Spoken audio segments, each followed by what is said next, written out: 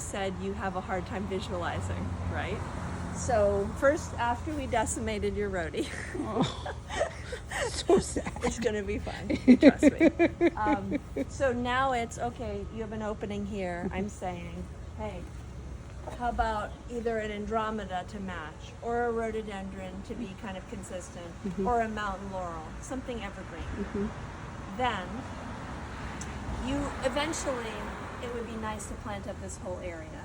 So I say, okay, how about, let's expand the bed here, right?